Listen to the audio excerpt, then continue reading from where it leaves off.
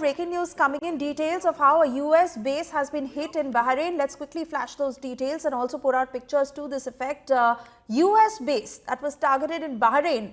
Iran launched a new wave of missiles and drones, and in the latest we are learning how US base was hit in Bahrain. More damage to the US, while we just saw that F-15 jet have that free fall. The pilot is safe, but more details coming in of US base that had a hit in Bahrain. Iran launched a new wave of missiles and drones. Sandeep, if I could quickly come to you for an official confirmation on that strike. And again, Iranian missiles hitting US base in Bahrain.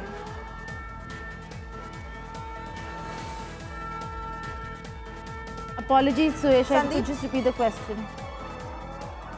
All right. Geeta and Sandeep, if you're able to hear me, these are the latest details coming in of how US base has been hit in Bahrain. The right off our screens of how the US base has been targeted in Bahrain. So another loss really for the US. Geeta, in case you'd like to confirm that.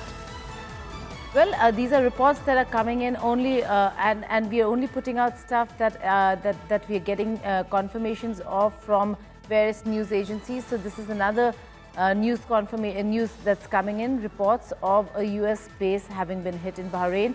Sandeep might like to weigh in. Sandeep, the fact that it's not just this US base in Bahrain, I suppose of all the countries, Bahrain has been the worst hit.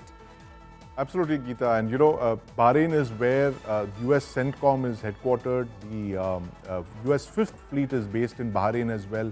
Bahrain is a country that's deep inside the Persian Gulf, and it's hosted key US Air Force and US naval facilities. There are extensive number of people on the ground, and Iran is now continuing with its strategy of hitting all the GCC countries, all the 6 Arab monarchies which have hosted US military facilities on their soil. Now, many of the attacks that the US and Israel launched may or may not have been from these bases. There have been reports over the last couple of months where the Gulf monarchies specifically told the Iranians that they were not going to allow their bases to be used to target Iran. But clearly Iran in these last couple of hours has decided to go all out and target all US installations in all of these Sandeep, countries. Precisely for this reason, the monarchs, the GCC countries or the Arab world really came out and stood with Iran, despite the Shia-Sunni fight that we see in that entire region, in that part of the world. The fact that they came out and said that we will not allow our land, our water, our airspace to be used against Iran is precisely for this reason what we're seeing right now. They knew, I don't know how America and Israel gamed it. Israel might have known, but I don't know how America gamed this one, because if they were not expecting the US bases to be hit, then that would be America being very, very naive, Sandeep. And the Arab world coming out and saying that they're not going to fight this war is because of this. They did not want a spillover into their region. Exactly, and the GCC countries, which are all the 6 monarchies, that's Bahrain, Kuwait, Saudi Arabia, UAE, Oman, and Qatar, of course. Qatar. They are in that arc just below Iran, south of the Persian Gulf. All of these 6 monarchies host US bases. But given the fact that Iran has launched this unprecedented wave of attacks over the last 48 hours, drone and cruise missile attacks targeting the US bases over there, has put the Gulf monarchies in the line of fire in a way that they've never been in the past. We were talking about how Saddam Hussein in 1991, that 1 month of the first Gulf storm, that's between January and February, he launched 88 Scud missiles over a period of about 1 month, targeting Saudi Arabia and the US facilities in Saudi Arabia and Israel. He hoped to expand that conflict. He had very few missiles, clearly. Now, 35 years later, Iran has learned all those lessons. It's stockpiled a massive amount of ballistic missiles, cruise missiles, drones. It's got tens of thousands of the kind of drones that they've been firing away at UAE and Saudi Arabia. It's now been targeting all these US bases. It's fired over 1,000 projectiles over the last 48 hours. Now that is an incredible number of missiles and drones that they've launched.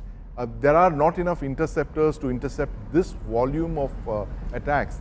Even if all of these missile defenses claim interception rates of 90%, but that means 10% of the projectiles will go through. They just have to aim to get that 10%. 10%, Sandeep, would mean, if they're civilian areas, would mean expatriates, Yes. would mean foreign nationals, because this part of the world, the Middle East, or what we call West Asia, has fewer now in number of their own people and more of foreign nationals working over there. India is absolutely sitting on the edge, trying to see what they should be doing next. The CCS meeting discussed not just the situation on the ground between Iran and Israel, but also the fate of Indians who are now stranded in that entire part of the world. Imagine a scenario where there are news channels from Iran who are saying that now US embassies are going to be hit, which means staff, diplomats, and maybe family, right? And also the fact that if civilian areas are hit, Sandeep, then there could be a loss of life of US nationals as well. Yes. How will Geeta. Trump respond to or explain that to his people? He has midterm elections that he needs to win.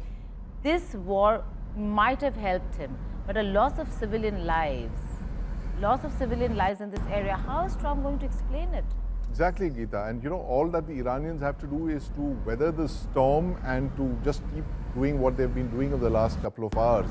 And clearly, negating Trump's strategy, if Trump thought that he was going to get a quick victory, to get in over there, drop a couple of bombs and see Iran capitulate, that clearly hasn't played out to plan, and that's something that Trump will have to explain to the American people. This expansion of conflict, especially one that's so close in our neighborhood, that threatens, the safety of not just the Gulf countries, but also the Indians, the expatriates who work there in large numbers in West Asia. That is something that should have been, factored in before Trump launched this, war. And it is baffling why they would do this when you were close to a diplomatic arrangement.